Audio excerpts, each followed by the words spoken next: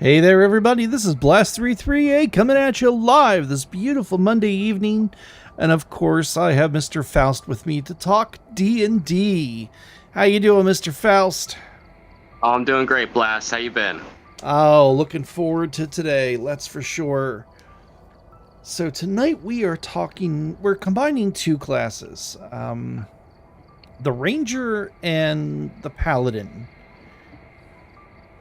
Mostly because, not that they don't have a lot of spells, but they're both kind of like half-casters, and so they don't have a lot available to them. So in the time allotted to us, of course, we're going to be going till, about 8:30 Eastern Standard 8:30. Time. So about 2 hours. So we've got plenty of time to go over this stuff. And, they both have some really unique spells. So let's start off with Ranger. I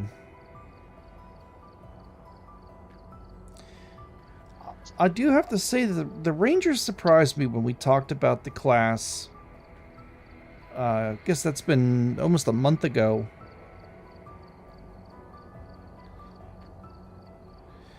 And they have some really good spells. I mean, I was kind of glanced at them real quick. And some of the ones they have available to them are really surprised me a little bit. So they don't have any cantrips. That's one thing I did notice. And usually with spellcasters, you at least get some type of cantrip. But not the Ranger. They only have 1st through 5th level spells. Correct. Go ahead and start us off. What are some of the 1st level spells that kind of come to your attention here real quick? Well, they have some spells that clerics and bards are going to get. They have Cure Wounds, Detect Poison and Disease. They have Goodberry, like druids have. Okay. But they also have other interesting things that only require a bonus action. So, Okay.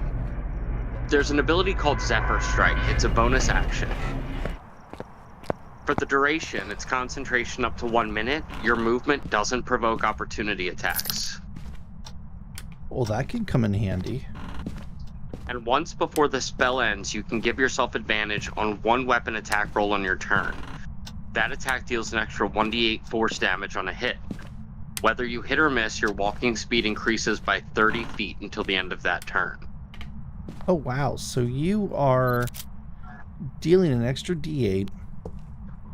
You are getting advantage on your weapon attack. Now, is that melee and ranged, or just melee? Melee or ranged. Melee or ranged. Wow. Okay.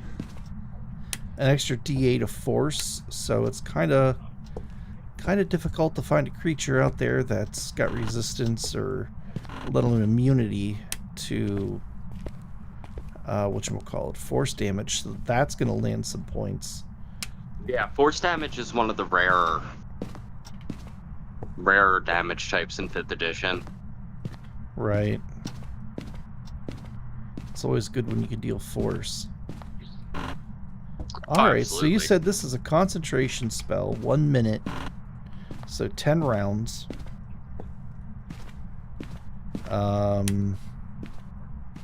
Okay, that seems like a pretty fair trade if you ask me.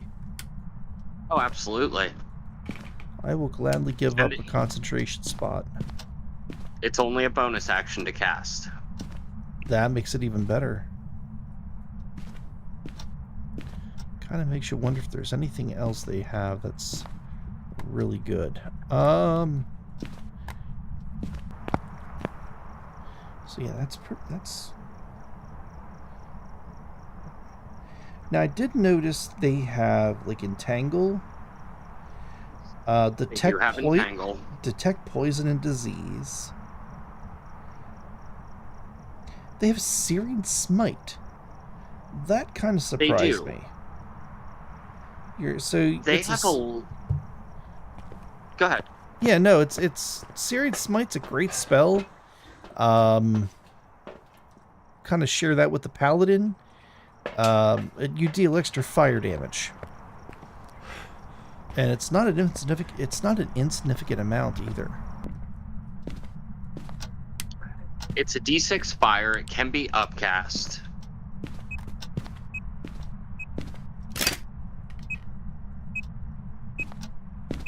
But you cause the target to ignite in flames, so the target is burning while this spell is active.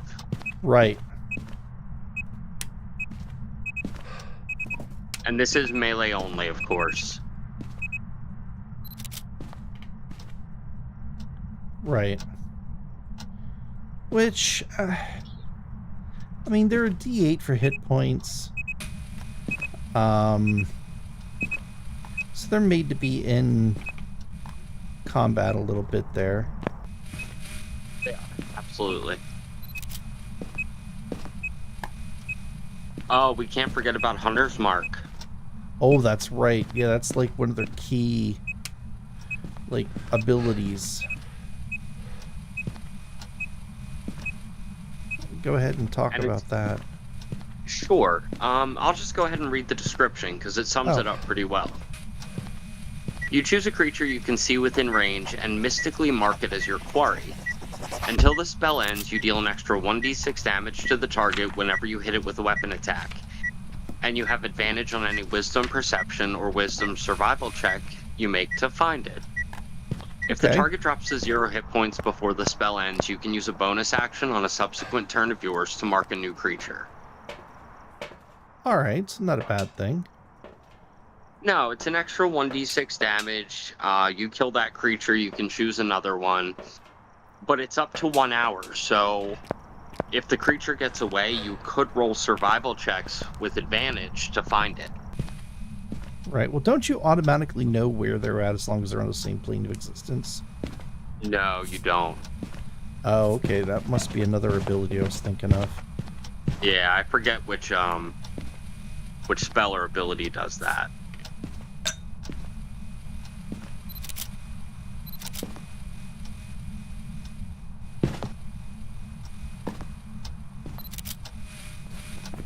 Alrighty.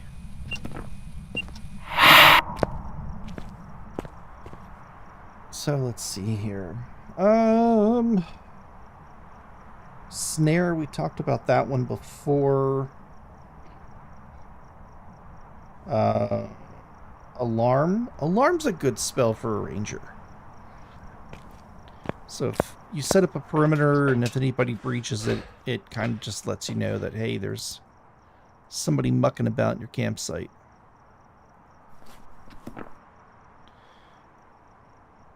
So you don't really need to kind of keep guard, which is very nice. Oh yeah, because then everybody gets their long rest. Right.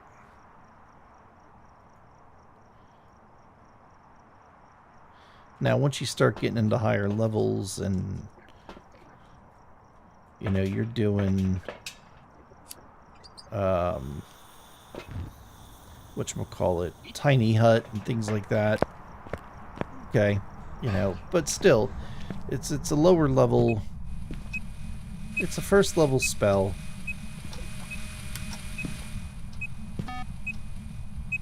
Works pretty well.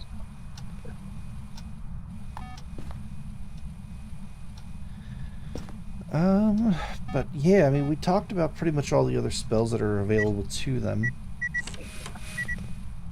It's, Well, and they have a lot of spells having to do with creatures. They have Beast Bond, Animal Friendship. Which makes sense, because their whole thing is animals, you know? Right. Speak with Animals, which is a spell I'm probably taking for our campaign. Right. Just to, you know, help the party along a little bit. Yeah, I'm surprised that our druid has not taken it. If anyone should have taken it. especially in this campaign, because it's going to be very important. I don't think anyone's really realized yet the importance of utility spells. Well, yeah, I could see that. I think the other thing, too, is they don't really understand the importance of their abilities and stuff just yet. Right.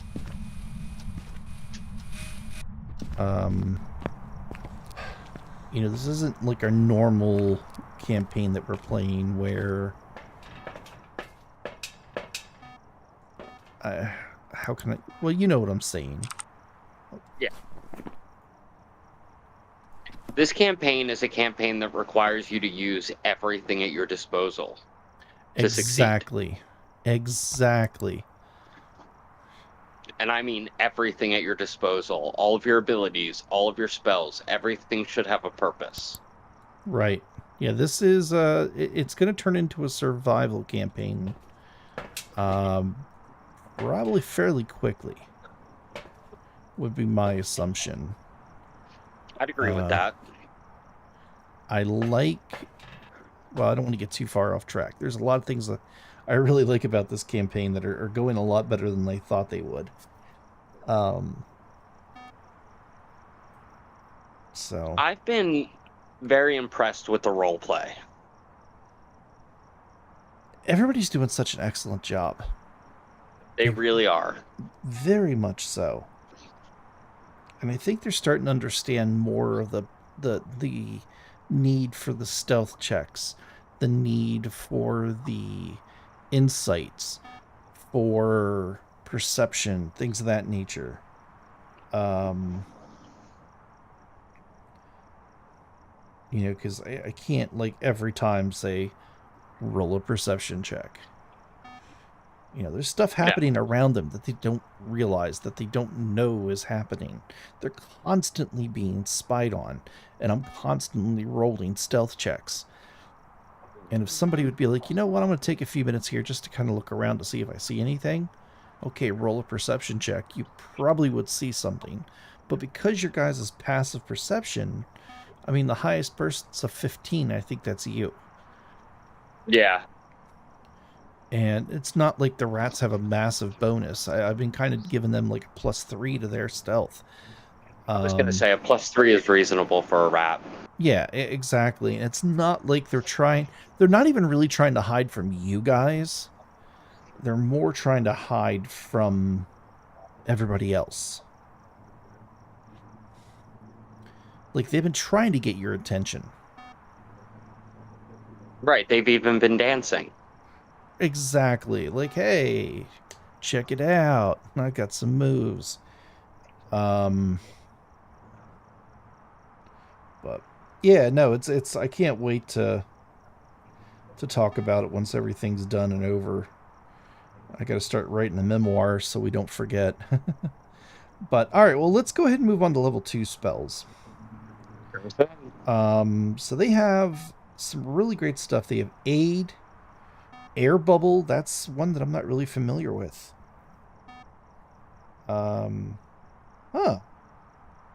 Okay. So you create a spherical globe around the head of a willing creature you can see within range. The globe is filled with fresh air that lasts until the end of the spell, which is 24 hours. The creature has more than one head. The globe of air appears only around one of its heads, which is all the creature needs to avoid suffocation, assuming that its head shares the same respiratory system. Okay, for every spell slot 3rd or higher, you can create 2 additional globes of fresh air for each slot above 2nd. All right, not a bad deal. I can see this being very handy. Actually, even in our campaign, I can see this being very handy. Oh, absolutely. I've never heard of that spell before. And I haven't either. I kind of like it, though. Yeah, and it's available to the Artificer, Druid, Ranger, Sorcerer, and Wizard. Oh, it's from the Spelljammer book. Okay, well that would be why I never heard of it. Bearskin, nice spell for a ranger. You're getting that bonus to your AC. Find Traps is a great spell. You know, you can look down and know if there's any spells within a certain amount of, you know, certain area. Beast Sense is a pretty cool one. Okay. And one that I wish I could take. So you touch a beast, right? Uh-huh. And I think it's up to an hour. You can see through the beast's eyes and hear what it hears. Oh. Which would be exceptionally helpful in our current campaign. Right. And it is a druid spell as well. Oh, okay. Interesting. Well, I mean, I can see that definitely being a druid spell. That totally makes sense.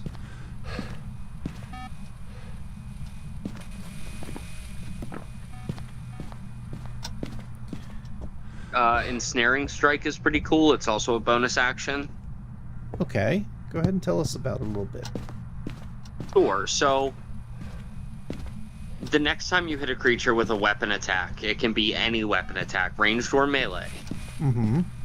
A mass of thorny vines appears at the point of impact, and the target must succeed on a strength saving throw or be restrained by the magical vines until the spell ends. A larger creature has advantage on this saving throw. While restrained by the spell, the target takes 1d6 piercing damage at the start of each of its turns. Oh, okay. So, from a ranged distance with a ranged weapon, they make a strength saving throw against your DC, and if they fail, they're restrained by you and take piercing damage every round. Oh, wow. Well, that's fun. And again, it's a bonus action. Always nice.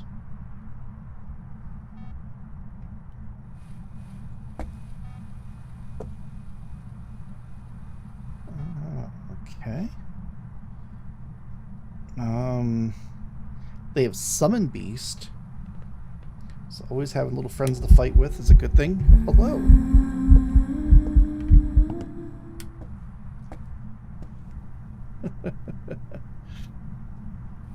I had a ghost pop up in my face. Yeah, so Summon Beast. Let's see here. You call forth a bestial spirit. It manifests in an unoccupied space that you can see within range. The corporeal form uses the beast spirit stat block when you cast the spell. Choose an environment, land, air, or water. The creature resembles an animal of your choice from native to the chosen environment. What are you doing? I don't care about that. Okay. Just randomly turning off lights and stuff now. So yeah, I mean it's got an armor class of 11. It's got air is 20 hit points, land and water is 30.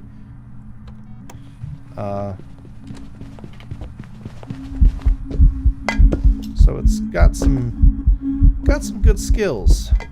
And the damage is decent. Very much so. Very much so. It does have multi-attack if you upcast it. Oh, really? And it does 1d8 plus 4 plus the spell's level piercing damage. Ooh. 1d8 plus 4 for every level.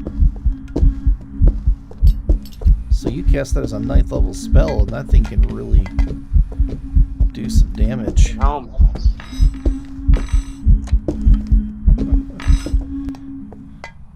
Okay. Sorry, we were getting hunted and I had to loop her. But it was a Dio, so they're very slow. Alright, let's put that back.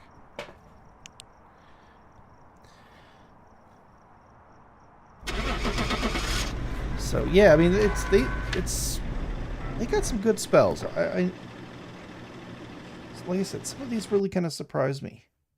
And I knew they'd share a lot with the druid. I mean, that's just kind of I've got some jobs ready for you. was a common sense thing to me here.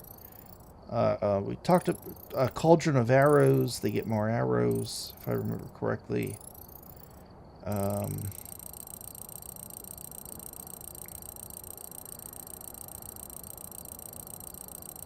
Oh wow, that's not what I thought it was.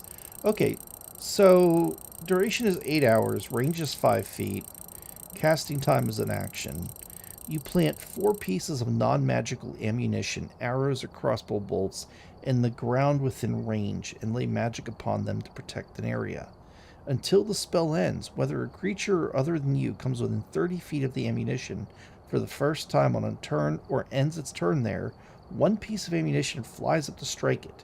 The creature must succeed on dexterity saving throw or take 1d6 piercing damage. The piece of ammunition is then destroyed.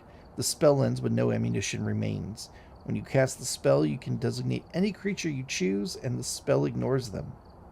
At higher levels, when you cast the spell's third spell or higher, the amount of ammunition that can be affected increases by 2 for each slot. Not bad. No, not bad at all. You know, again, if you just want something that's kind of like, hey, we're going to, you know, you're in a dungeon, you want to set up something behind you so nothing can sneak up, that's not a bad spell to use. No. No, it's a pretty good one. We've arrived. Check the equipment and get to the for investigating. Got the intel. Looks like Protection from poison, pass without a trace, locate object, healing spirit, I think we already talked about.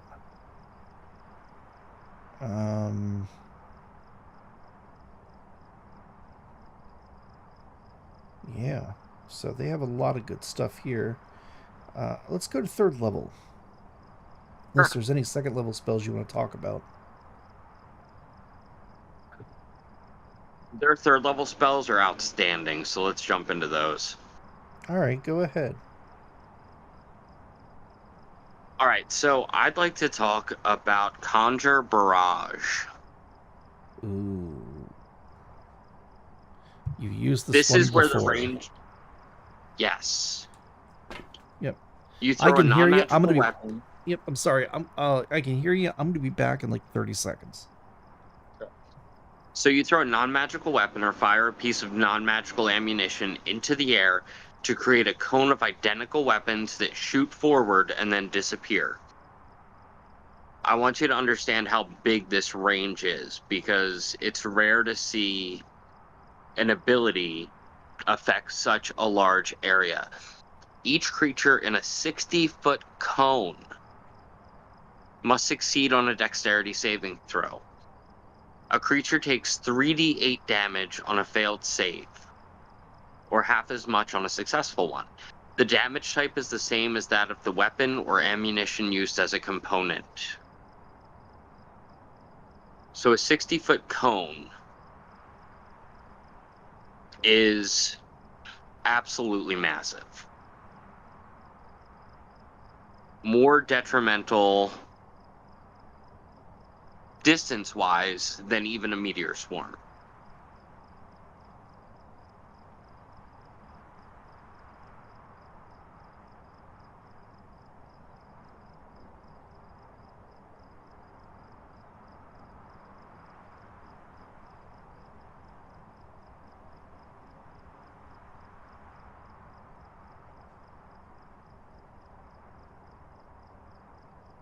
And they do have spells that we've spoken about before.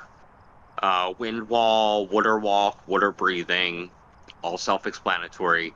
They also have Revivify, as we've talked about as the poor man's resurrection. And they have an ability that I've never heard of before called Ashardalon Stride. Now, just a little bit of lore. Ashardalon is a very famous red dragon in D&D lore. So you cast this spell as a bonus action. The range is self only. Its concentration up to 1 minute. The billowing flames of a dragon blast from your feet, granting you explosive speed. For the duration, your speed increases by 20 feet and moving doesn't provoke opportunity attacks. When you move within 5 feet of a creature or an object that isn't being worn or carried, it takes 1d6 fire damage from your trail of heat. A creature or object can take this damage only once per turn. When you cast it at higher levels, you increase your speed by 5 feet for each spell slot above third. The spell deals an additional 1d6 fire damage for each spell slot above third. Wow. So cast at 5th level, you're doubling your speed and doing 3d6 fire damage to anyone who comes in melee range of you. And moving does not provoke opportunity attacks. So if you're melee focused, you could run in, attack, and run back out without provoking an attack of opportunity using hit and run tactics.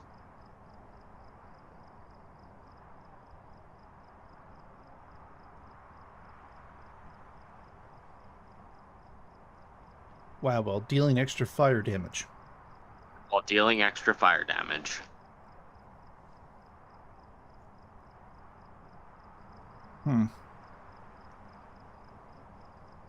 Yo, Avery, Ang, how's it going? Oh, hey, what's up? Welcome. Good to see you guys.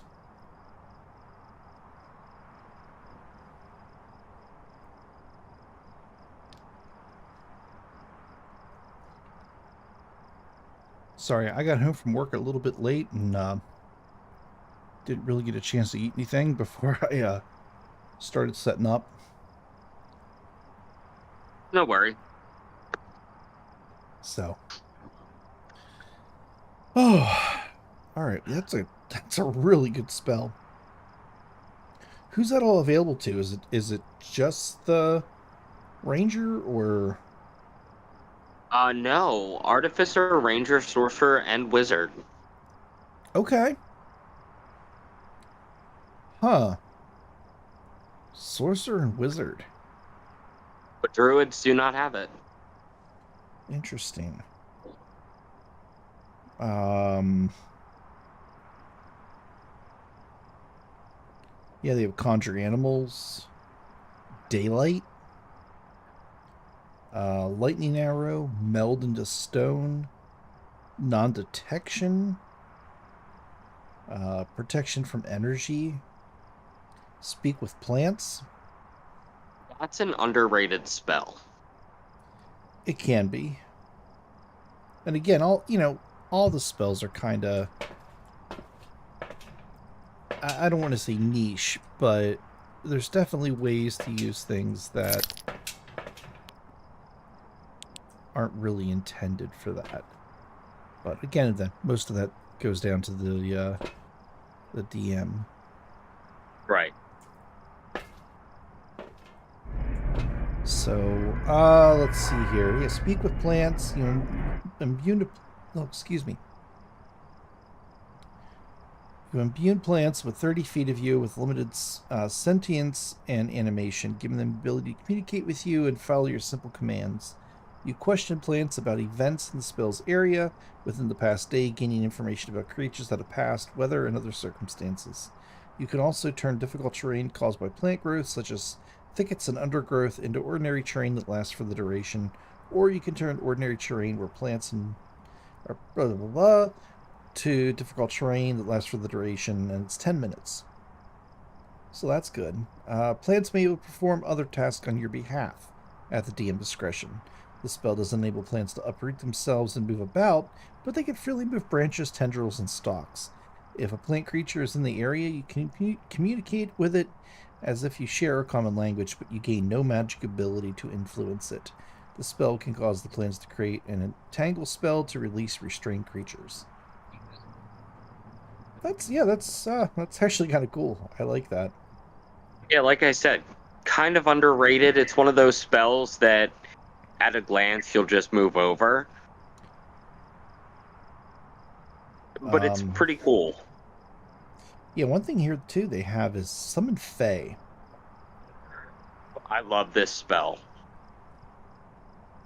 Yeah, there's a couple different, a couple different things it can do even with a bonus action, which is always fun. When you have almost a whole other player character to play, I think is always a lot of fun. I've always liked summoners. And that's why I like summon minor elementals so much. Just having a lot of something to throw at something is always fun. Oh, yeah. So, like we said, I mean, neither the Ranger or the Paladin have a ton of spells. The ones they do have are really good. And as we talked about the Ranger, I think we both kind of counted it out. But I know I learned a lot when we talked about it. So go back, watch the video if you're interested in playing a Ranger.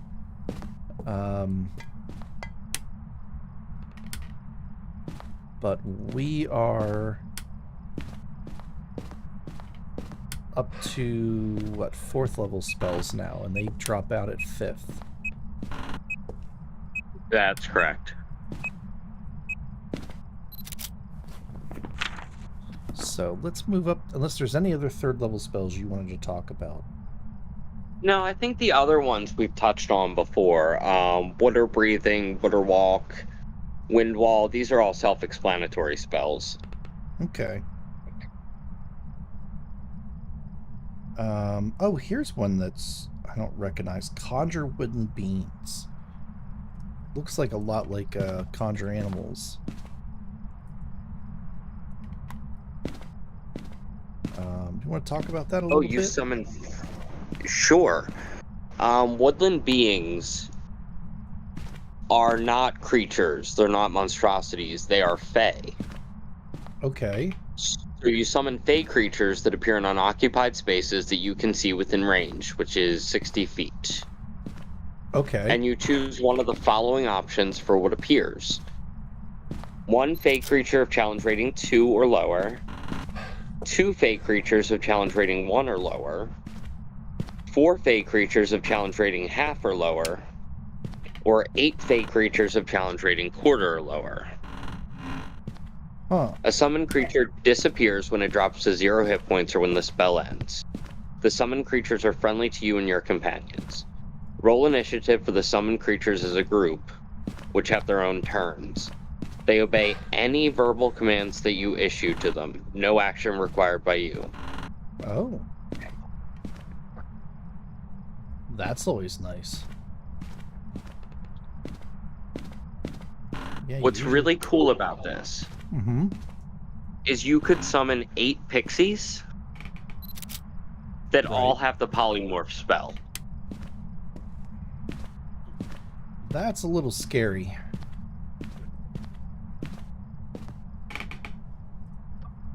That's a little scary. And then you look at a bard that has the ability to steal spells from other classes.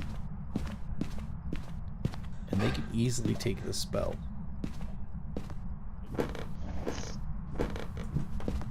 And then everybody's running around. Everybody's running around as a T-Rex. Roar! Right. Or your enemies are running around like slugs.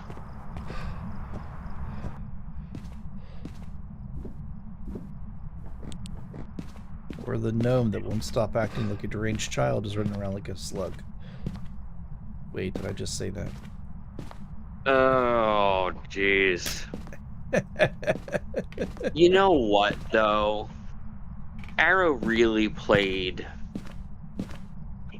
the frustration Right. that someone would be under due to the circumstances. I told her, I'm like, you really did a fantastic job with the role playing. Like, I really felt the whole, like, why in the hell am I the only one that, like, feels like I'm crazy? Like, yeah, no, she did an awesome job. Agreed.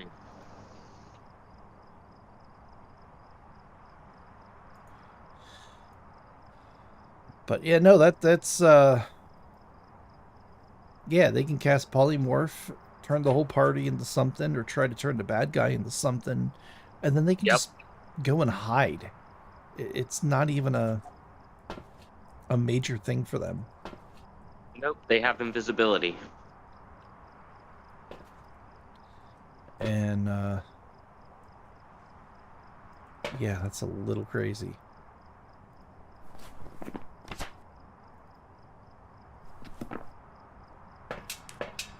Well, it's a little crazy because all 8 of them could target their polymorph at the big bad. Right. 8 of them. Yeah, just one after another. Right, so the chance for him to succeed becomes less and less.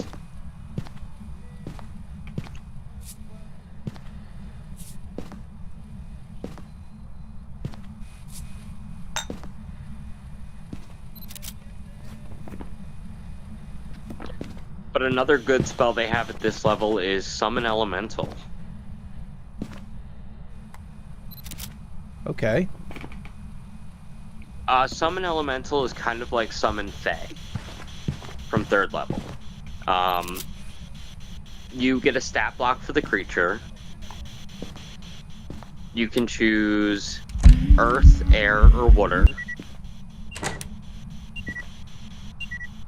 And for damage, they do 1d10 plus 4 plus the spell's level bludgeoning damage. It's not bad for a creature that has 50 hit points. It's like your own little tank. Yeah.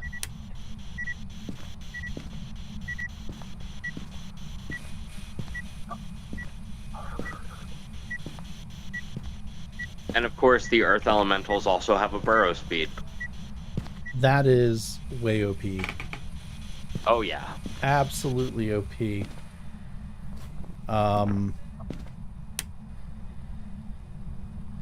Yeah. To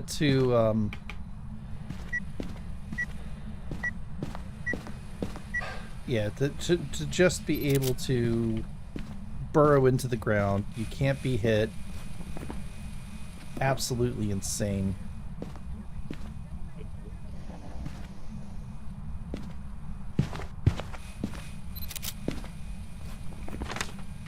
Absolutely insane.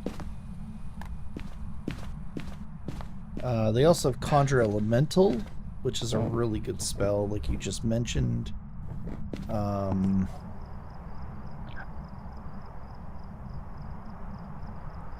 Let's see here. 4th level. Freedom of Movement is also a very underrated spell, I believe. You're basically ignoring difficult terrain. It does have another use, though. Okay. You can also spend 5 feet of your movement to automatically escape from non-magical restraints, like manacles or a creature that is grappled. Oh. And being underwater imposes no penalties on the target's movement or attacks. Right.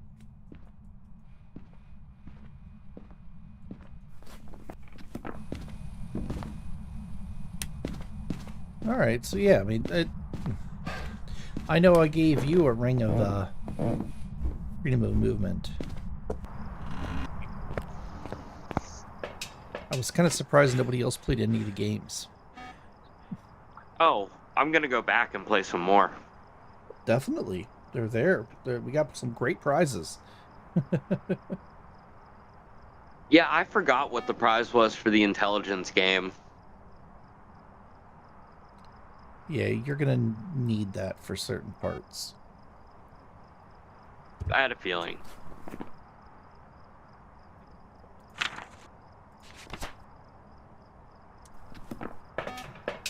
My god, I just realized that my character is like Virgil from Dante's Inferno. I'm just following the party along and guiding them as they run through this soon to be nightmare. It is going to be... Once you guys get the book, things are going to change. And I'm not sure exactly when I want you guys to actually go and get them. I really want to guide the party to the big top tent with the elephant. Welcome back. I've prepared some jobs for you. It's going to be a little while before they're ready for that. Yeah, I know. But I'm excited for it.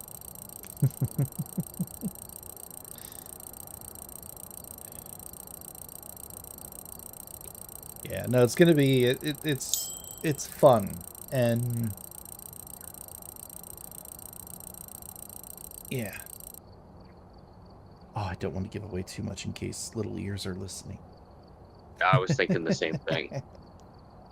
I know Hudson likes to sneak in every once in a while and listen.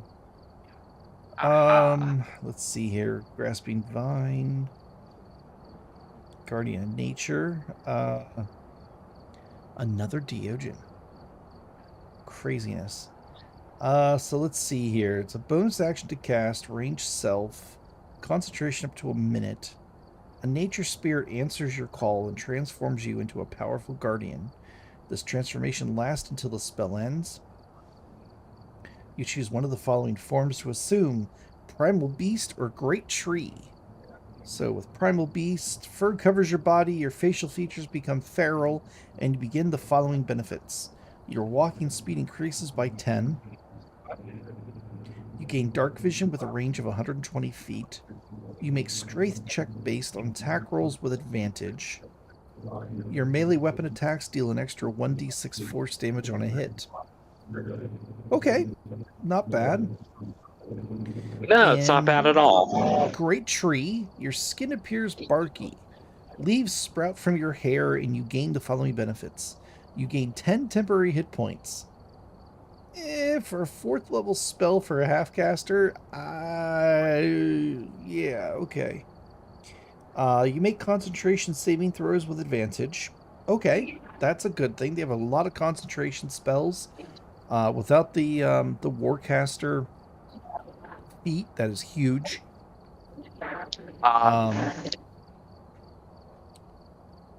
You make dexterity and wisdom-based attacks rolls with advantage. Okay. And while you're on the ground within 15 feet of you is difficult terrain for your enemies. Now that's awesome. I like that. I like the dexterity and wisdom attack rolls with advantage, because I don't know any ranger who's ever gone melee. They've always been a range, like, you know, longbow or crossbow, things of that nature. Right. And honestly, I don't know. Well, I mean, other than having the advantage on the concentration checks, I don't see any reason why a ranger would take war mage or warcaster. But they do have a lot of concentration spells, and to maintain concentration on a spell after you've been hit is a constitution check or save. Yep.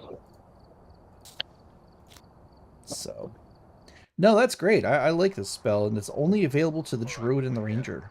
Take a look at the equipment and prepare accordingly before starting the investigation. So, as a 4th level spell, that's not bad. I like it. It's not bad at all. Kind of hope that Novocaine reads that spell, because that would be huge in this campaign. If the enemy It really would. If the enemy can't get to you, they can't beat on you.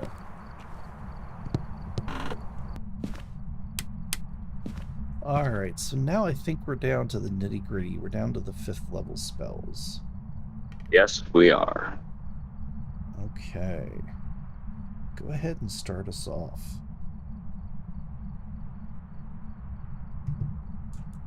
So there are several spells on this list that are ranger only. Mm-hmm. A couple of those are Conjure Volley, and Swift Quiver. So I'll start with Swift Quiver because, in my opinion, this is the better of the two. It's a bonus action to cast, and it's concentration up to 1 minute. Okay. You transmute your quiver so it produces an endless supply of non-magical ammunition, which seems to leap into your hand when you reach for it. Oh. On each of your turns until the spell ends, you can use a bonus action to make 2 attacks with a weapon that uses ammunition from the quiver. 2 Each time attacks you on a make bonus action. 2 attacks on a bonus action on top of the 2 attacks they get as actions. That is a little cray-cray. It's exclusive to them. Wow, I can see why. And this is only a bonus action to cast. Okay. That's a good spell. I can definitely understand why you would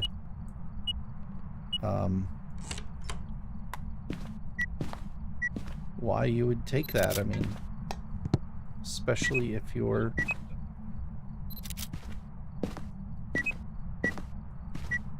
using bow or something else.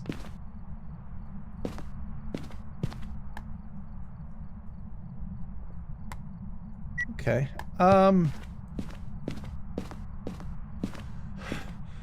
Now would that work with a crossbow? If you have the crossbow expert feat. Okay. Yeah, take a heavy crossbow. Get a quiver of 1d10 bolts. damage.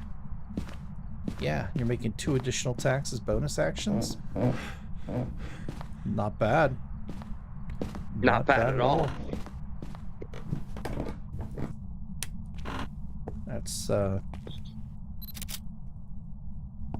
3d10 plus your dex modifier. 4d10. Oh. 4d10. Rangers have 2 attacks. Wow.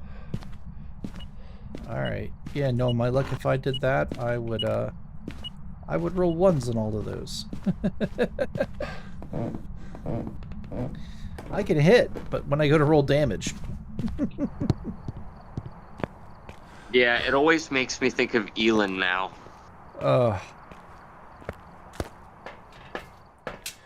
Yeah, hopefully now that she's all settled in, she'll be joining us through Discord on Friday. That would be great. I agree.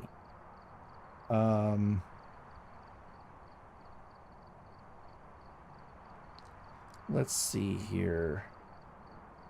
Tree Stride, I think we talked about with druids. Because they're the only ones that get it. Yeah, we did. You get it. You basically move through the trees, which is really cool. Wrath of Nature. I don't think we talked about this with the druids, but it's definitely available for them and the rangers. You call out the spirits of nature to rouse them against your enemies. Choose the point you can see within range. The spirits cause trees, rocks, and grasses in a 60-foot cube centered on that point to become animated until the spell ends. Grasses and undergrowth in any area of ground in the cube is covered by grass or undergrowth is difficult terrain for your enemies. At the start of each of your turns, each of your enemies within 10 feet of any tree in the cube must succeed on a dexterity saving throw or take 4d6 slashing damage from whipping branches. Roots and vines. At the end of each of your turns, one creature of your choice that is on the ground in a cube must succeed on a strength saving throw or become restrained until the spell ends. A restrained creature can use an action to make strength athletic checks against your spell save DC, ending the effect on itself on a success. Rocks. As a bonus action on your turn, you can cause a loose rock in the cube to launch at a creature you can see in the cube, making a ranged spell attack against the target. On a hit, the spell takes 3d8 non-magical bludgeoning damage, and it must succeed on a strength saving throw or fall prone. I like this spell. I mean, it's a 5th level spell, so it's definitely got to have some kick to it. But yeah, you're doing your difficult terrain with grass and undergrowth. Trees are doing slashing damage. I mean, 4d6. Roots and vines are restraining. And rocks are doing 3d8 bludgeoning. I mean, that's almost that's a catapult spell. You know what I mean? Yeah, And you're and doing it's this concentration. right. You're doing this on top of your regular attacks too. Yep. Absolutely crazy. Alrighty. Anything else there that you find interesting? There was one there that I kind of liked or looked at. I didn't look at any of the descriptions of these spells.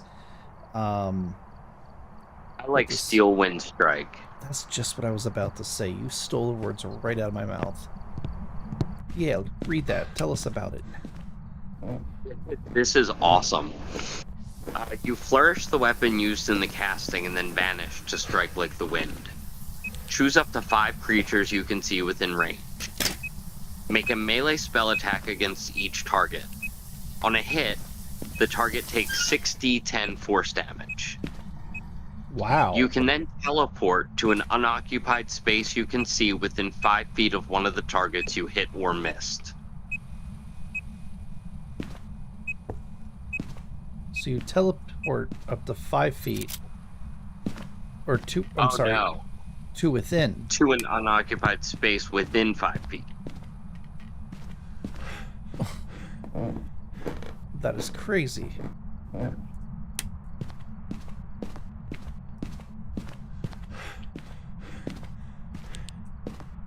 That is crazy. And how far is that? It's a 30-foot range. Okay, so that's not terrible, but still, I mean, that's getting you within combat range. Yep.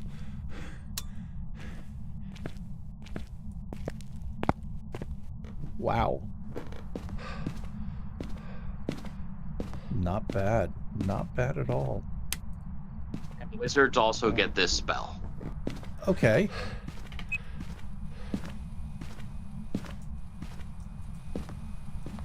Very nice.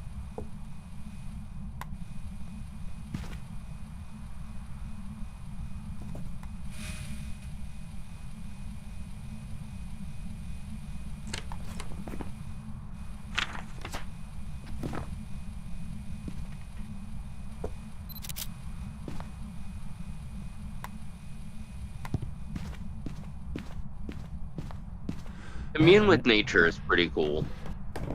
Okay, tell us about it. You briefly become one with nature and gain knowledge of the surrounding territory. In the outdoors, the spell gives you knowledge of the land within 3 miles of you. In caves and other natural underground settings, the radius is limited to 300 feet. Okay. The spell doesn't function where nature has been replaced by construction, such as in dungeons and towns. So you instantly gain knowledge of up to 3 facts of your choice about any of the following subjects as they relate to the area. Terrain and bodies of water, prevalent plants, minerals, animals, or people, powerful celestials, fae, fiends, elementals, or undead, influence from other planes of existence, and buildings. For example, you could determine the location of powerful undead in the area, the location of major sources of safe drinking water, and the location of any nearby towns. That is insane because that was the exact same verbatim. That's what I was thinking. Really? Yeah. I'm like, dude, I could find like drinking water, I could find undead, and if there's any towns nearby. And you're like, yeah, for instance. I'm like, oh, okay.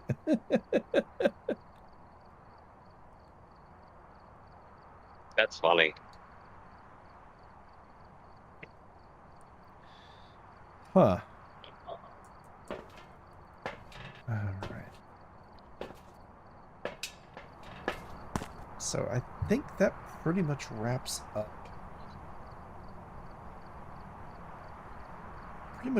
Rangers. I think you're right, and I'll be back in one moment. Okay. I mean, they have greater restoration too, which is always nice. So let's look at Paladins now. Paladin 5e.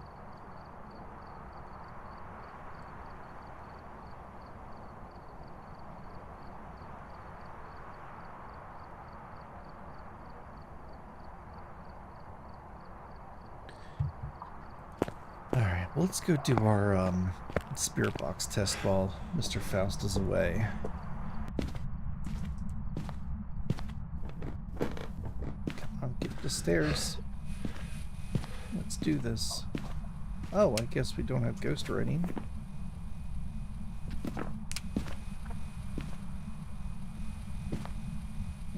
Doesn't look like... Are you here? Are you friendly? How old are you? Where are you? Oh, hello. So we have dots. Okay. Not a Goria because we saw it. And I'm back. Alrighty.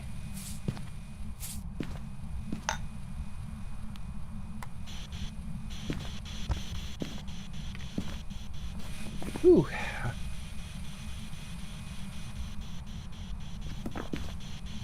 Oh, it's a wraith.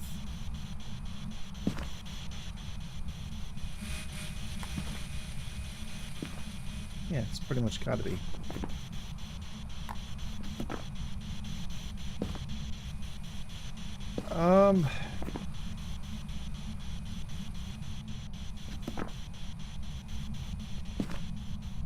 Alrighty, so I think it's time to delve into Paladins. What do you think? Yeah, I'm good with that. Alrighty. So, like the Ranger, Paladins are... I don't know, are they even a half-caster, or is it more like a quarter-caster? They actually are half-casters. Alright, so half-caster, so they don't have quite the spell levels, they don't...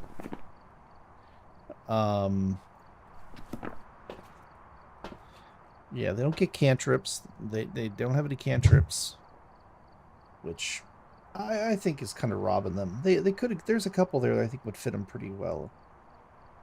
But they have a ton of first level spells. They really do. A lot of them are smites. So Searing Smite, Wrathful Smite, Thunderous Smite. Pretty much do roughly the same thing, just kind of changing up the damage type. So whenever you hit a creature, as a bonus action, you can cast one of these, and you're dealing more damage of a specific type. Like Thunderous Smite would be thunder damage. Now there are some later on. Yeah, like Wrathful Smite is 1d6 psychic damage. That do some extra stuff, and we'll talk about that when we get there. One spell that's overlooked, and I liked it because I used it with... Is it Lander? Yeah, I was about to say with Lander, but I used it with most of my... whatchamacallit. I was going to say paladins. Clerics is ceremony. I knew you were going to go there. It is a very nice spell, especially for low level. One aspect of it that is overlooked again and again and again is the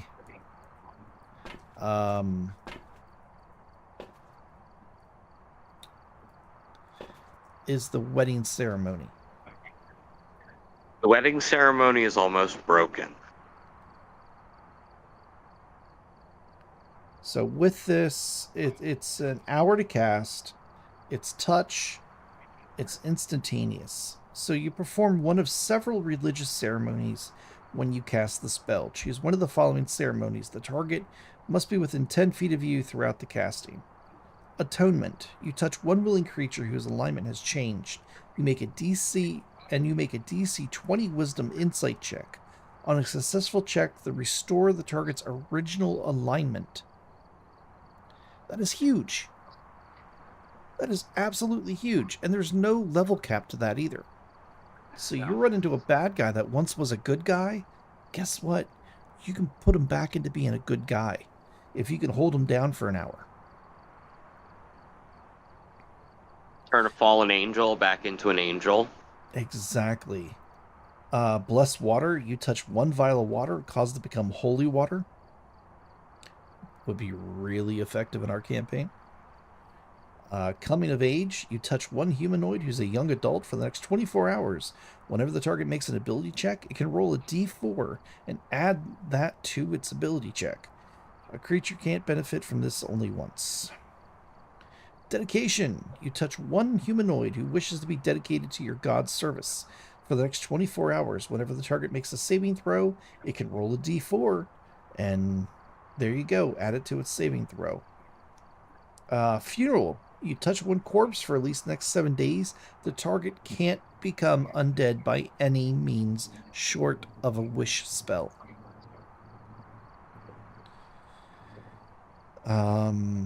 There's another one here. It's Unearth Investiture. Blah, blah, blah. You touch one willing humanoid. Choose one first level spell you have prepared and expend a spell slot and any material components as if you were casting that spell. The spell has no effect. Instead, the target can cast the spell once without having to expend a spell slot or use material components. If the target doesn't cast the spell within 1 hour, the spell is lost. Okay, not bad. You can kind of get that ready for combat, or, hey, here's a healing spell you can use in the next hour. Give the barbarian one of your smite spells. Ooh. Oh. Oh, no. Oh. Yep. That's, ooh. Wow. No. There's such thing as too powerful. Oh my god. Alright, so the one that's broken is wedding. You touch an adult humanoid willing to be bonded together in marriage. For the next 7 days, each target gains a +2 bonus to their AC while they're within 30 feet of each other. A creature can benefit from this right, again, only if widowed.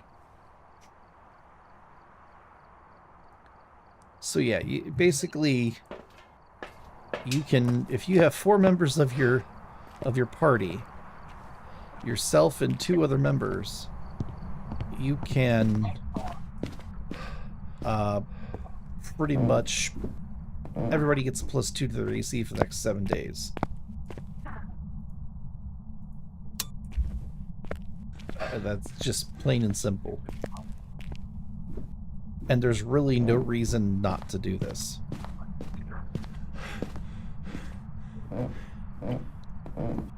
Now, it does make things a little harder trying to keep track of oh yeah, this is definitely right. Keeps, you know, now you got to keep track of days and stuff like that. But even still, not a big deal.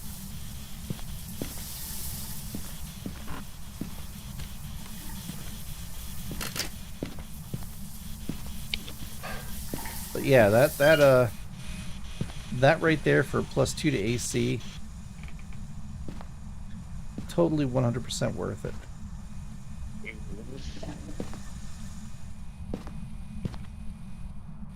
And it doesn't cost you a thing to do it either, other than nope. an out. Well, there is a material component. It's a little bit of silver, I think. but if you're playing with material components. Yeah, 25 gold worth of powdered silver, which the spell consumes. So unfortunately, you can't use a spell focus. That's the unfortunate thing.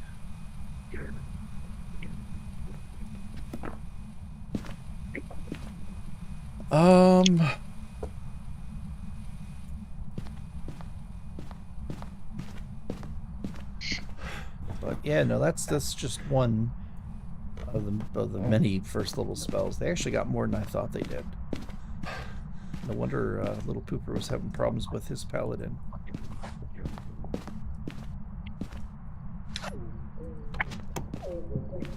What spells did he choose? I don't remember off the top of my head. Okay.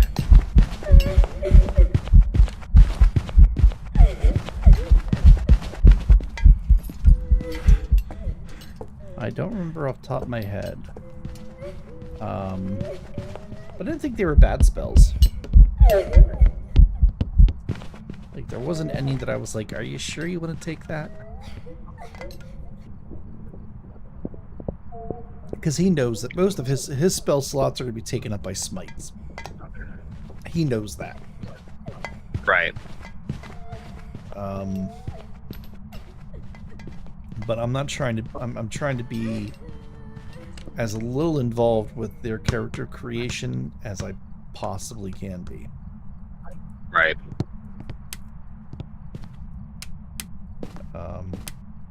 And they're very sneaky about it too. They're like, "Why are you looking at my character sheet? I'm just making sure you did everything right." Yeah.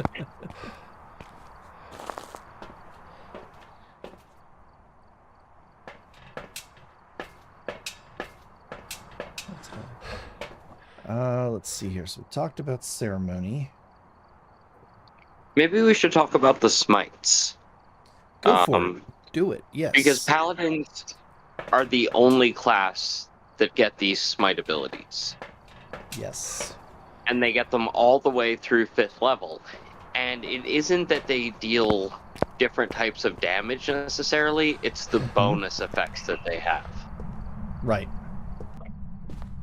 It's kind of like playing a fighter with maneuvers. Right. So, Thunderous Smite, for instance. The first time you hit with a melee weapon attack during the spell's duration, your weapon rings with thunder that is audible within 300 feet of you, and the attack deals an extra 2d6 thunder damage to the target. Additionally, if the target is a creature, it must succeed on a strength saving throw or be pushed 10 feet away from you and knocked prone. And yes, you're allowed to sing Thunder by AC/DC the whole time you're attacking. Yes.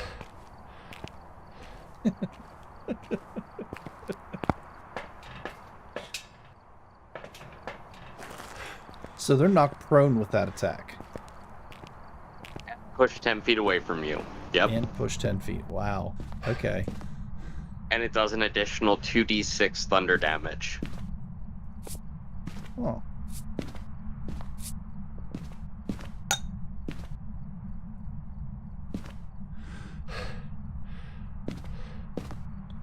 All right. That's a good thing.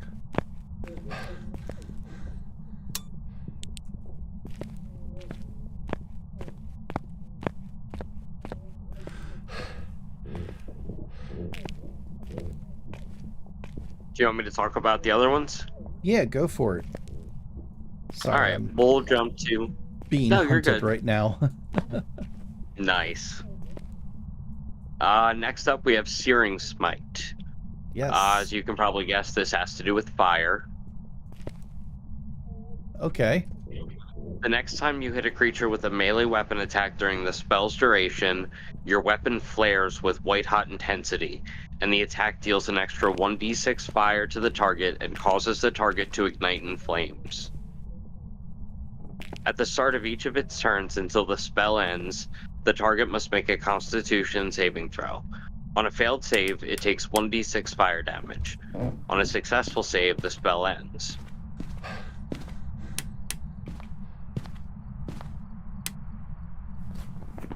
So basically, as long as you're concentrating, they make a con save every round or take 1d6 fire damage. Not as powerful as Thunderous Smite.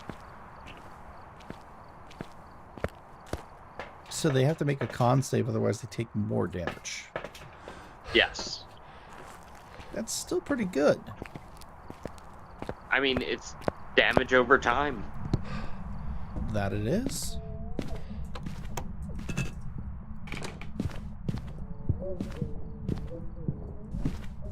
Damage over time is not a bad thing. No, it's free damage.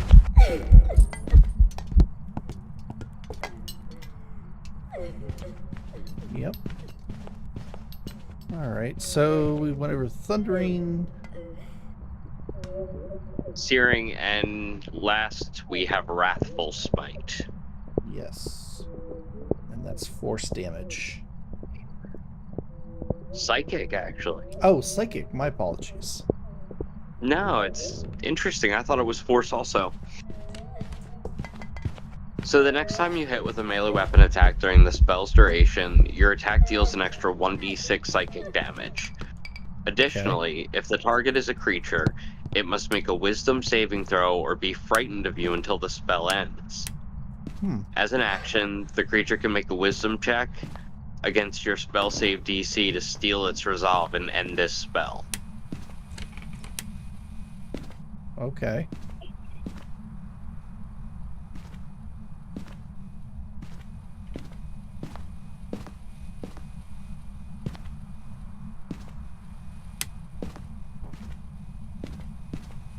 Not too bad. No, not at all, honestly. I mean, frightened is a nice condition to have against an enemy. Very much so. Very, very much so. Never count out making something afraid of you.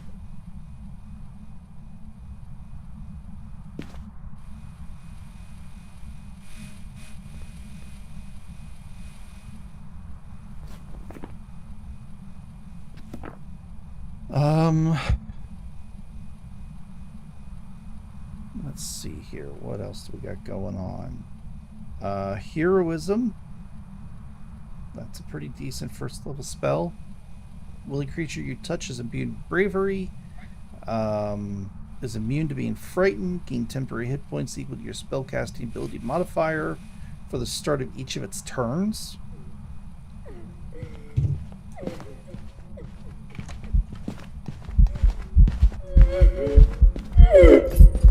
So, not bad.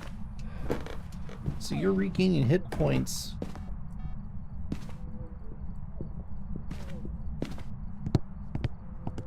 Basically each round, it sounds like.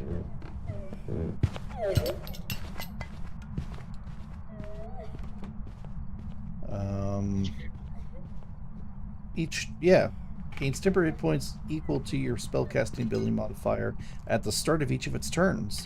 When the spell ends, the target loses any remaining temporary hit points from the spell. That's not bad at all. I mean, you're... Wow, yeah, if you're down, boom. Start of your turn, you're back up. Yep. Absolutely crazy.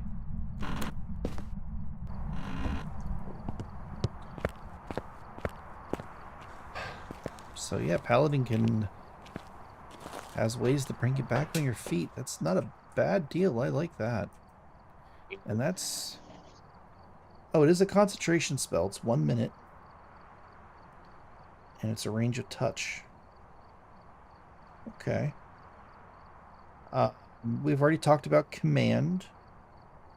Ooh, can I talk about compelled duel? Go for it. I looked at that one myself. This is a really cool one if you want to make your paladin a legitimate tank. You attempt to compel a creature into a duel. One creature that you can see within range must make a wisdom saving throw. On a failed save, the creature is drawn to you, compelled by your divine command. Mm-hmm. For the duration, it has disadvantage on attack rolls against creatures other than you, and must make a wisdom saving throw each time it attempts to move to a space that is more than 30 feet away from you. If Right. it succeeds on this saving throw, this spell doesn't restrict the target's movement for that turn. The spell ends if you attack any other creature, if you cast a spell that targets a hostile creature other than the target, if a creature friendly to you damages the target, or casts a harmful spell on it, or if you end your turn more than 30 feet away from the target. Oh.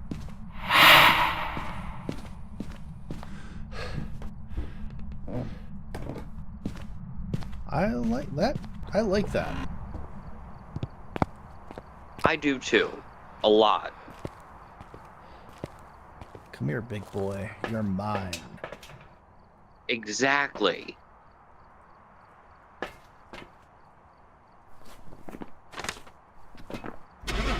Then you tank it out until the rest of the party mops up everything else. Exactly. Let's see here. Detect good and evil. Shield of Faith. You're given +2 to AC.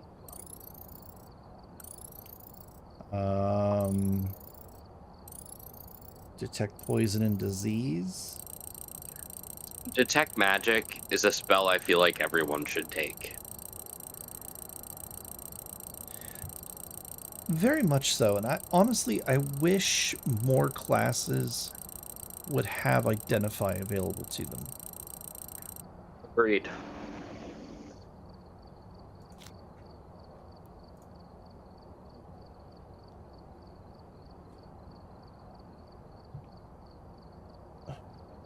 What is going on here?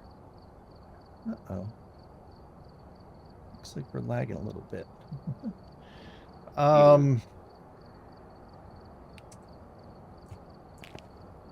Back out here a little bit. Here we go. Alrighty, so Divine Favor is... I mean, these are all first level spells we're talking about right now. Your prayer empowers you with Divine Radiance. Until the spell ends, your weapon attack deals an extra 1d4 radiant damage on a hit. It's a bonus action to cast. It's a concentration up to 1 minute. For a d4? I mean, okay, if you're fighting something that takes... You know, it's vulnerable to radiant, I could see how it'd be worth it. But for the majority of things, I don't know. I know it's only a first level, but still, you know, to make it a concentration spell, I think is a little much. At the very least, I'd bump it up to 1d6 or 1d8. Exactly. 1d6 I think would be appropriate. If you upcast, then it goes to a d8. Yeah. Yeah, I'm surprised they don't do very much of that. Purify food and drink is a good one. That would actually be really good for this campaign. All right, so second level. It would. Second level spell. I love how they went to when they were at the festival or the carnival or whatever you want to call it. Hera's like, I'm gonna go buy food, and you're like, you don't want to eat that. Mm-hmm. She's like holding this like I don't even know what it was, a hamburger or something, and it was just rotting and maggots and flies, and you're like, yeah, Yep. please just put that down. No. That was great. That was such a fun time. Yeah, I mean, you guys are definitely going to do it again. It's always funny in the beginning, and then it gets serious real quick. The look on Little Pooper's face when we're like, okay, you use your divine sense. And he's like, yeah, okay. And we took him in the back room and was like, yeah, there are hundreds of undead around you. You are surrounded by vampires, zombies, ghouls. What do you do with this information? I keep my fucking mouth shut. That was so good. Okay, you roll a bluff. Everybody else roll a Insight. perception, and we'll see who notices the fear on your face or how good your bluff is. And a couple people picked up on it. That was fun. I thought that was really, that was like one of my favorite parts, when everybody kind of realized what was going on. But like, what you haven't figured out yet is why you guys are there. And you're gonna find that out soon. Once you get to the druid, he's gonna tell you what's going on. Because he went through it himself. Right. You know, he's been there for, I don't know. I don't want to give too much away. So all right. So at second level here, we have Branding Smite. And when you hit a creature with a weapon attack before the spell ends, the weapon gleams with astral radiance as you strike. The attack deals 2d6 radiant damage to the target, which becomes visible if it's invisible, and the target sheds dim light in a 5-foot radius and can't become invisible until the spell ends. And as you upcast this, you're increasing by 1d6 for every slot above second. So that can be very handy. I see a spell there that's one of your personal favorites. Which one's that? Find Steed. I'll talk about that one. Yeah.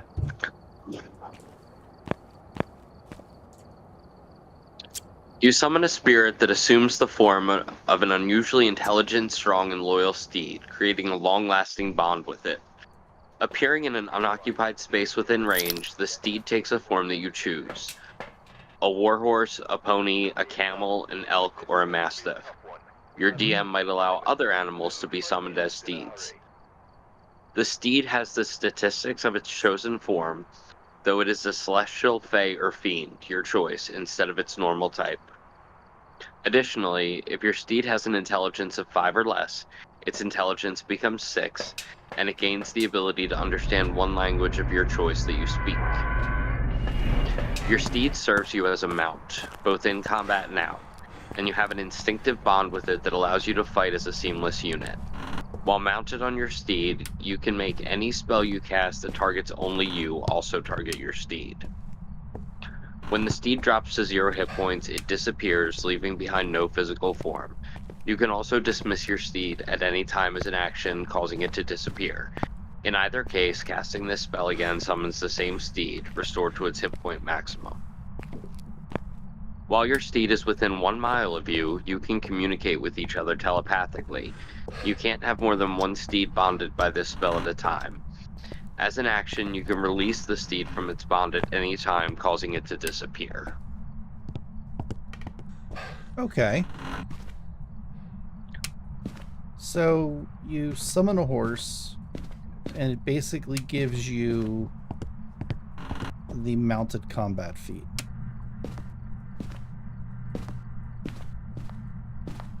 Yeah, that's actually a really good way of looking at it.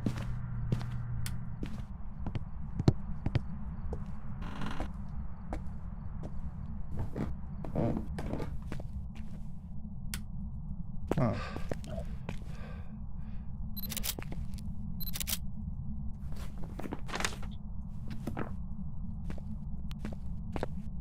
Yeah, it just kind of seems like you get mounted combat. I mean, it's not bad. I mean, that's... There are ways to take advantage of that as well.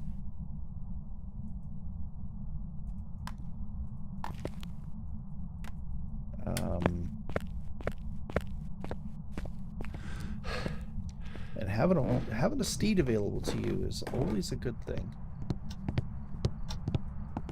That it is.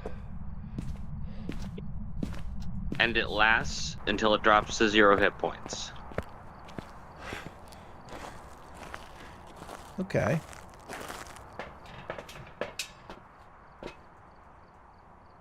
Alrighty. I like Warding Bond. Okay. This spell wards a willing creature you touch and creates a mystic connection between you and the target until the spell ends. While the target is within 60 feet of you, it gains a +1 bonus to AC and saving throws, and it has resistance to all damage. Also, each time it takes damage, you take the same amount of damage. The spell ends if you drop to 0 hit points, or if you and the target become separated by more than 60 feet. It also ends if the spell is cast again on either of the connected creatures. You can also dismiss the spell as an action. Okay. I could see using this on spellcasters, Yeah. bonding you to them, so if they do get into a sticky situation, they have resistance to all the damage. Right. Yeah, you're definitely using that to protect your party members. Yep. Another very tank-like spell. Mm-hmm. And they are. They're gonna be your tank. You know, they get proficiency with all armors. I think they get proficiency with all weapons. They do. They're also... They get proficiency with shields. Yep, I believe they're also a D10 for hit points. They are. So yeah, they're going to be your upfront. I mean, they're the heaviest hitter in the game. That's just all there is to it.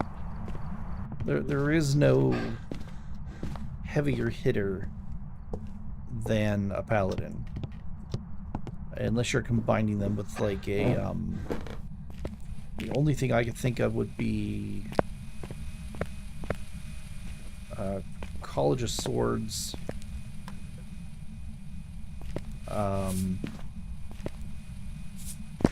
Bard, but I would combine that class with something else rather than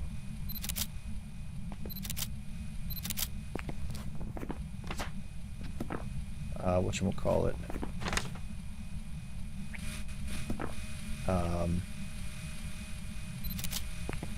Yeah, that's one of those classes I would combine with, and you would have one heck of a heavy hitter.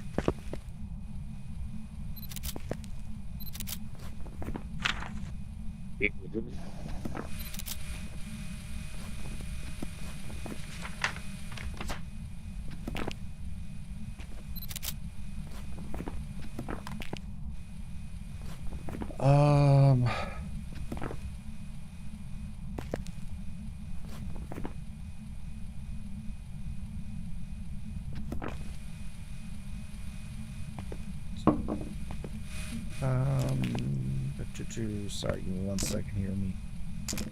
Let me think of a spell here.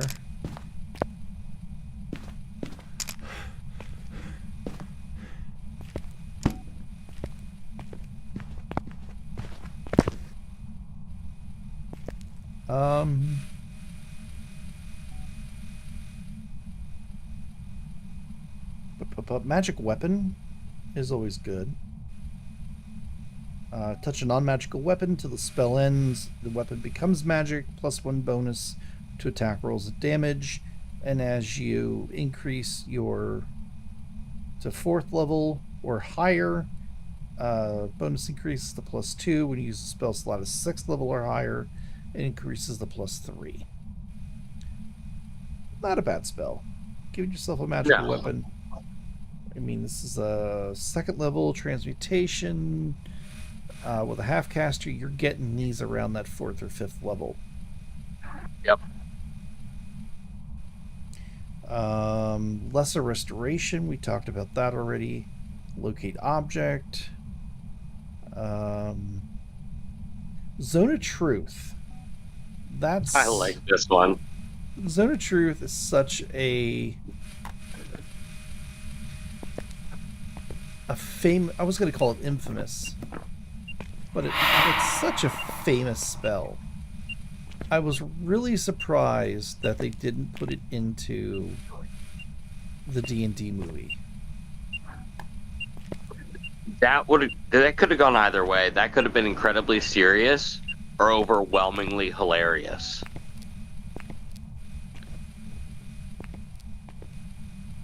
Like, I just think they missed an opportunity there. You know what I mean? I know exactly what you mean.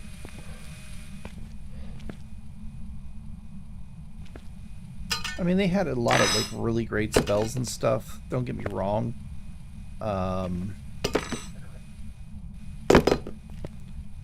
But they could have, yeah, there was other stuff they could have, I think, worked in there.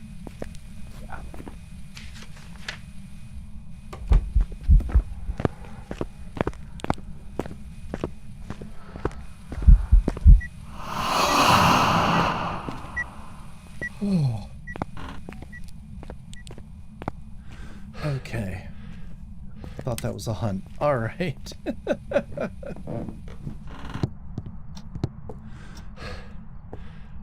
Alrighty. I think that pretty much sums up all the second level spells. A lot of them we've already talked about. And a lot of these spells are always going to overlap. Like when we get to the wizard, it's going to be like, okay, here's the 6 spells that are only available to the wizard. So third level, of course, we have Blinding Smite. Oh, I thought they had more there. So, Aura of Vitality.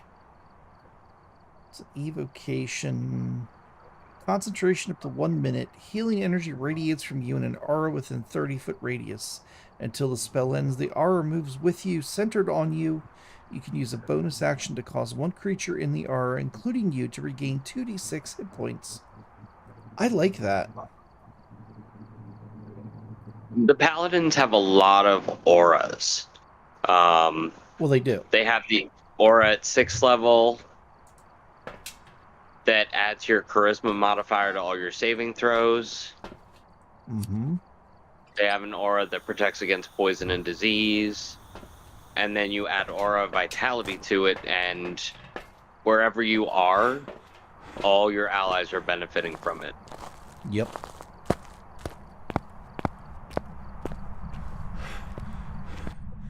Yo, Kai, what's going on? Yo, Kai.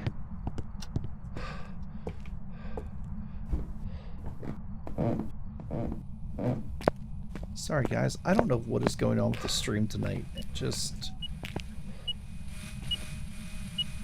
Oh, we got EMF 5.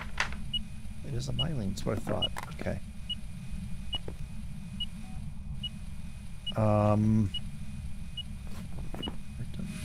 Just...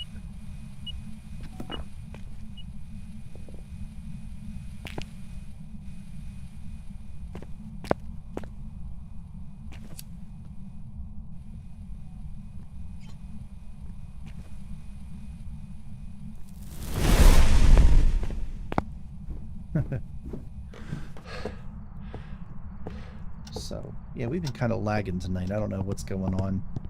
I gotta look into better internet or something. I think little poopers up there taking all my bandwidth.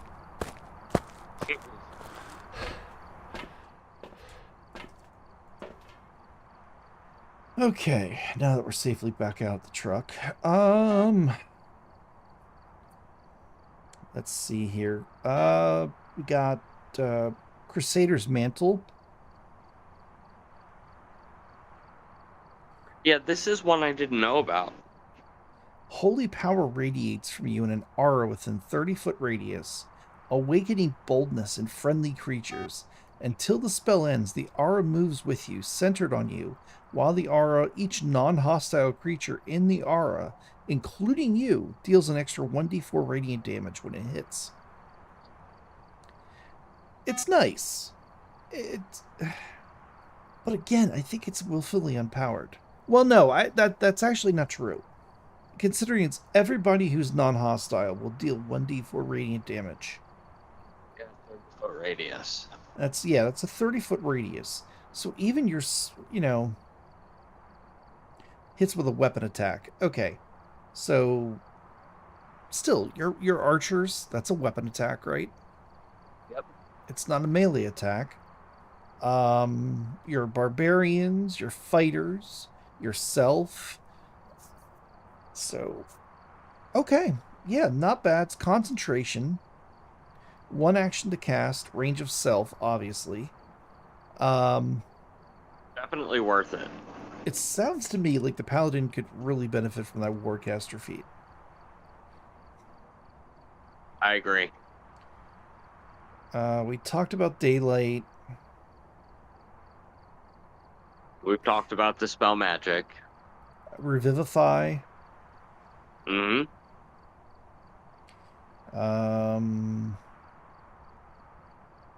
Spirit Shroud. This one here's Cleric, Paladin, Warlock, and Wizard. You call forth spirits of the dead, which fill around you for the spell's duration. The spirits are intangible and invulnerable. Until the spell ends, any attack you make deals 1d8 extra damage when you hit a creature within 10 feet of you. This damage is radiant, necrotic, or cold. Your choice when you cast the spell. Any creature that takes this damage can't regain hit points until the start of your next turn. Beautiful for those things that like to heal themselves. In addition, any creature your choice that you can see that starts its turn within 10 feet of you has its speed reduced by 10 feet until the start of your next turn. So this is kind of like an upgraded Spirit Guardians. Yes. So as you upcast this, obviously you're doing a 1 additional d8 for every slot above third.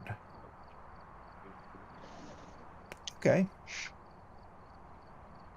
And it's only a bonus action to cast. Yeah, so's the other one. Yeah, remove curse, revivify, dispel. Alright, let's jump in the 4th level spells here. Aura of Life. Aura of Purity. Banishment we've talked about many a times. We really have. It's just... Ooh. It's... Can I share Aura of Life? Go for it. So it's concentration up to 10 minutes. And it's a 30-foot aura. I've got some jobs ready for you. Life-preserving energy radiates from you in an aura with a 30-foot radius. Until the spell ends, the aura moves with you, centered on you. Each non-hostile creature in the aura, including you, has resistance to necrotic damage, and its hit point maximum can't be reduced. In addition, a non-hostile living creature regains 1 hit point when it starts its turn in the aura with 0 hit points. Wow. Is that 30 feet? That's a 30-foot radius. Not that it would need to be. Well, I mean... Well, your spellcasters are generally... They're going to be around 60 feet out. Hopefully, yeah. Your fighters, your warlocks... well, even Your still... rogue. Yeah, your rogues... Barbarians are all going to have the big bad locked down. Hopefully you're right up next to them as well. Yeah, whenever one goes down, they get right back up. Huh. And that spell includes you. Oh, so you're getting back up with 1 hit point. Correct. Interesting. Is this a concentration spell? It is. Well, how does that work? If you're knocked unconscious, you lose concentration on the spell. So how do you get up with 1 hit point? The spell's no longer active.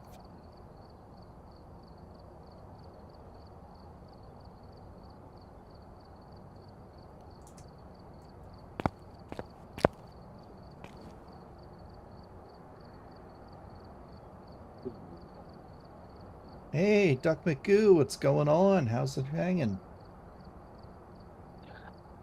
Maybe the intention is, when you drop to 0, you rise with 1, but the spell ends because you lose concentration.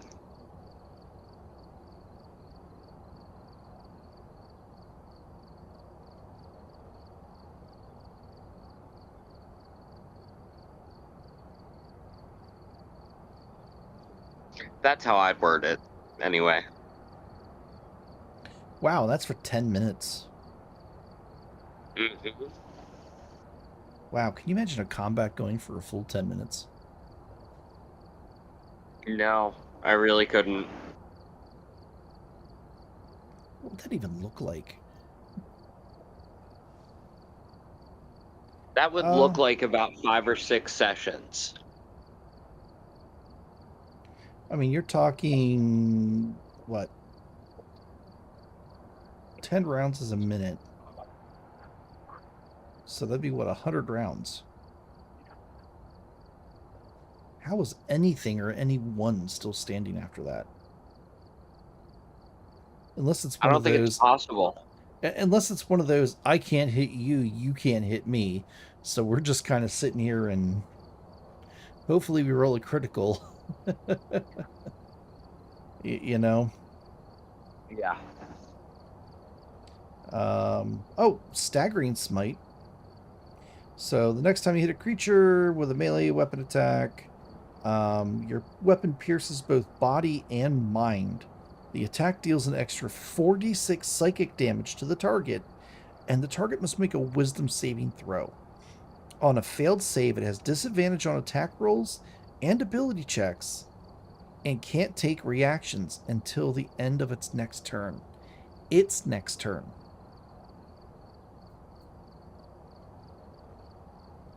So you're kind of smacking it and it's going, day.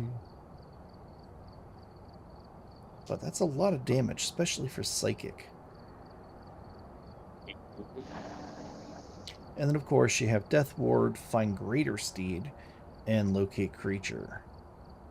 So if we look at 5th level spells, Banishing Smite. Banishing Smite. Oh, yeah.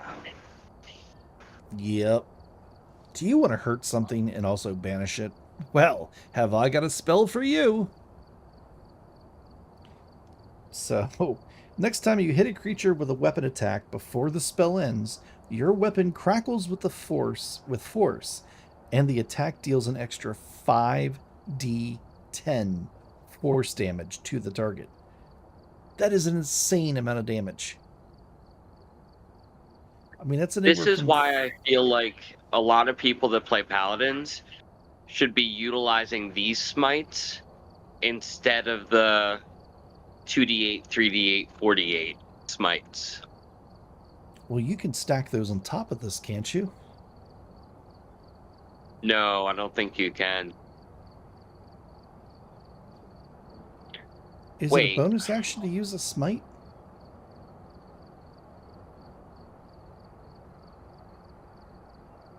It is. Yeah, but see, this is a concentration.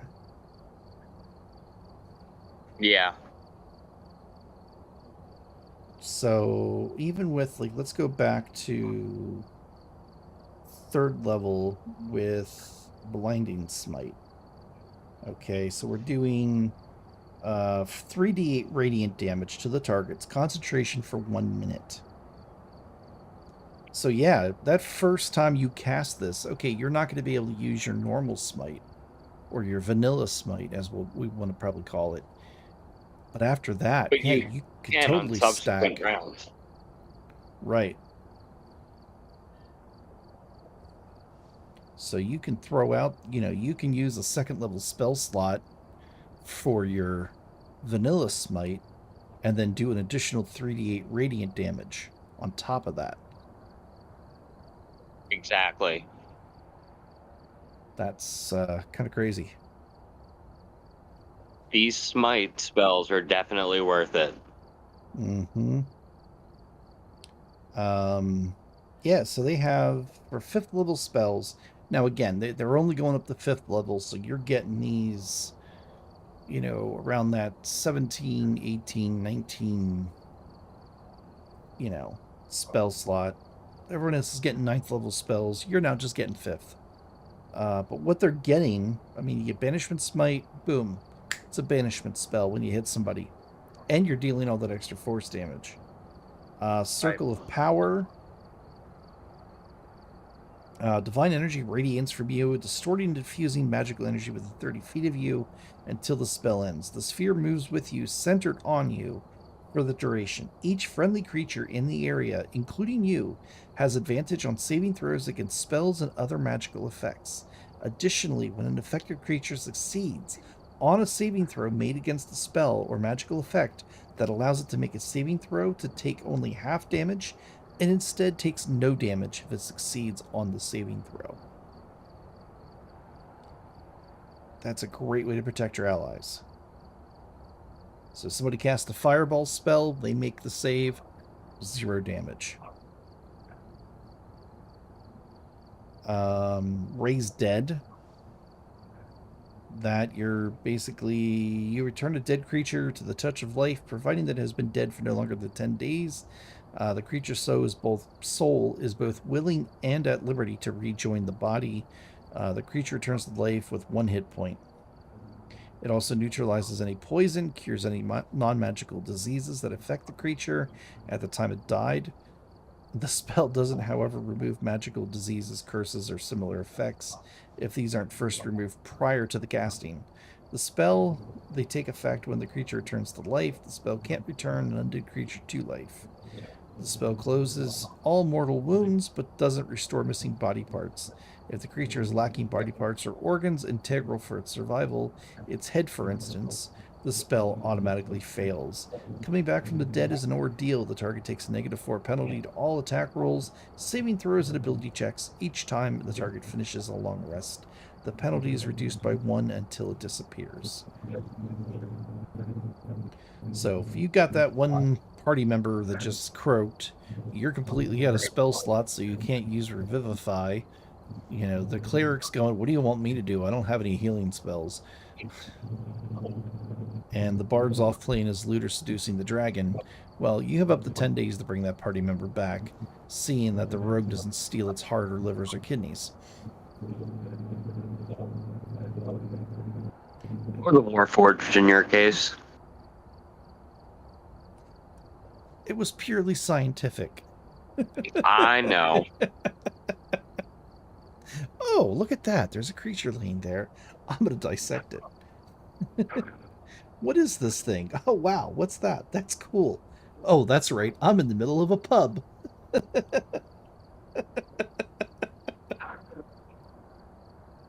Wow. Hi, teenagers. Never mind the puddle of blood. What can we get you to drink? That's great. Oh, so much. So much stuff. Alrighty. Another one here that kind of caught my eye. Destructive Wave. So it's casting time, 1 action, range of self, 30-foot radius, and it's instantaneous. You strike the ground, creating a burst of divine energy that ripples outwards from you. Each creature you choose within 30 feet of you must succeed on a Constitution saving throw or take 5d6 thunder damage, as well as 5d6 radiant or necrotic damage, your choice, and be knocked prone. A creature that succeeds on the saving throw takes half as much damage and is not knocked prone.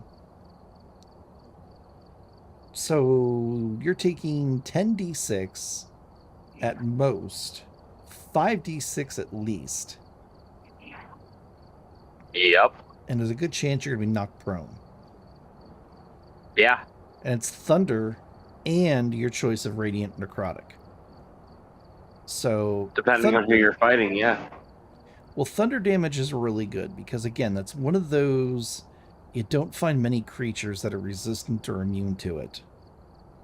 And being able to choose between radiant or necrotic, because usually if they're immune to one, they're susceptible to the other. They're vulnerable to the other. Yeah, that is definitely worth a 5th level spell slot. And finally, a spell that does not require concentration. It is insane how many concentration spells the Paladin has. And then to only give you one concentration slot. Now, I understand why they did that. Because, like, can you imagine having 2 smites active at the same time? No, that would be absurd. Yeah. I wouldn't allow that. No, that's just too much.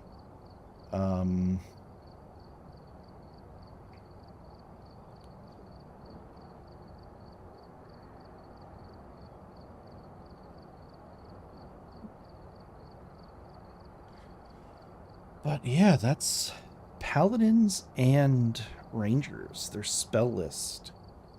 Not bad at all. Absolutely not. I knew Paladins had a great spell list. They really do.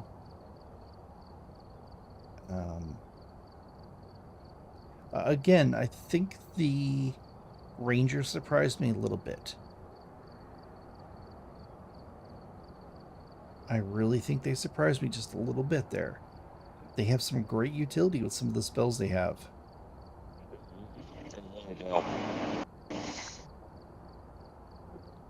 Which kind of is what a ranger does. It is a utility class. Yeah.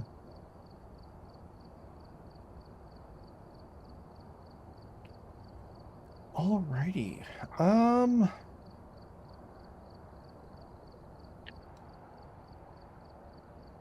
Let's see here. We talked about the Artificer. We talked about the Bard, the Cleric, the Druid, the Fighter. Don't think Monk has any spells. There's the Paladin, there's the Ranger. Do we want to go over Rogue next week? Because the only Rogue that really has spells is the Trickster Rogue.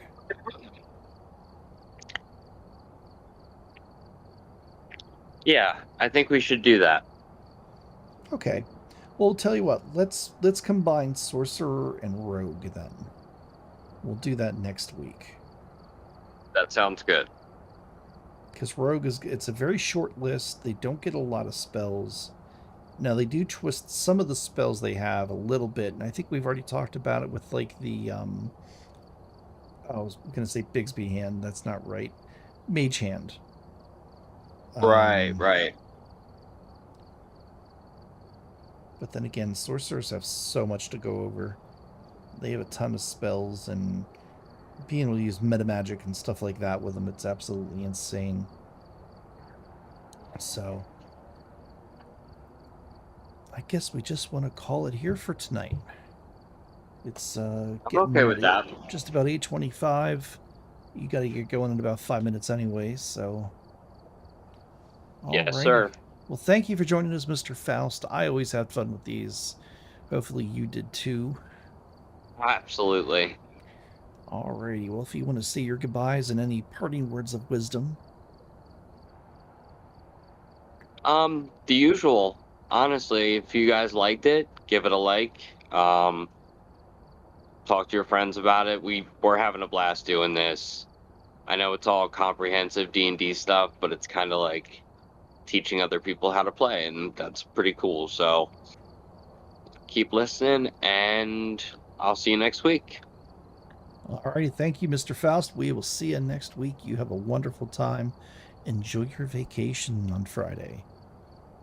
Planning on it. Thanks. All right. We'll talk to you next week. All right.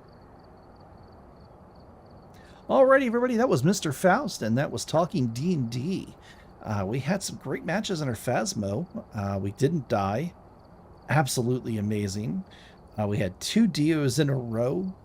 We had a Myling off the end there. I was almost hoping that was a demon. We have some big announcements with Phasmo. I'm sure you guys have already heard. The new map is coming out tomorrow. So plan on seeing some videos. Not so much tomorrow. It takes me a little bit to get those recorded and get them uploaded and done. But I am planning on live streaming the new map tomorrow. So when I get home from work, I'm going to get a shower, get some dinner, and jump on here and live stream my first impressions of the new map. So I'm very much looking forward to that. I'm hoping to be on by 6:30. So I have a Rainbow Six Siege video coming out tomorrow morning. That's going to be a lot of fun. I believe that is one of the long form videos because the matchmaking's not working, or not matchmaking. The rewatch isn't working. It keeps skipping over rounds, and it's just a lot easier to record the matches as we play them with Cobra.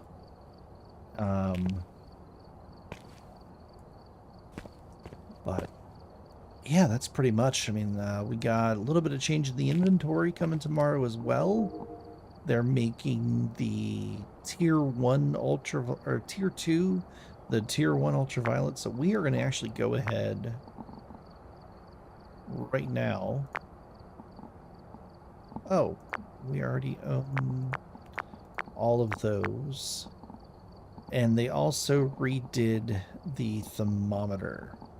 So we're going to buy tier 2 and tier 3 thermometers. $3,000 for a thermometer. That's a little excessive, don't you think? And we're going to be checking out all the changes and stuff, going over some of the notes, that type of stuff. So stay tuned for that. Like I said, that's going to be tomorrow. I'm hoping around 6:30 to be on. Absolute latest is going to be 7. And we're just going to be playing on the new map. Nothing major as far as difficulties and stuff go. Just we got to learn the map first. So probably go in there, do a custom difficulty. Might even turn on friendly ghost. That way, we just the first look around, we can go through and just check out the map. There's a lot of stuff we can do. I was looking at Psycho's stream that he had today. That's going to be so much fun. It really is. Like, you can play darts. Like, how much fun is that? And of course, I'm going to open this up to you guys as well. So if you want to join in, if you can, I'm going to put the room number, Discord, all the other stuff in chat tomorrow. And let's just have a lot of fun playing together. Playing on the new map. If you guys want to do some crazy challenges, like you want to go no evidence and, you know, 0 sanity, all that kind of stuff, let's just do it. Let's just have fun tomorrow. But until then, I'm going to call it quits tonight. Thank you so much for watching. Thank you so much for commenting. Thank you so much for joining. And thank you guys so much for hitting that subscribe button. Our channel's actually starting to shrink a little bit. We've been kind of stuck at the same amount of viewers for a while now, and it's actually reading negative viewers for the last 25 days. So our subscribers. So if you're watching, if you know anybody who hasn't subscribed, please let them know. So shout it from the rooftops. Tell your friends. Tell your neighbors. Subscribe, comment, and like. Blast 338. All right, guys. We'll see you tomorrow. Peace.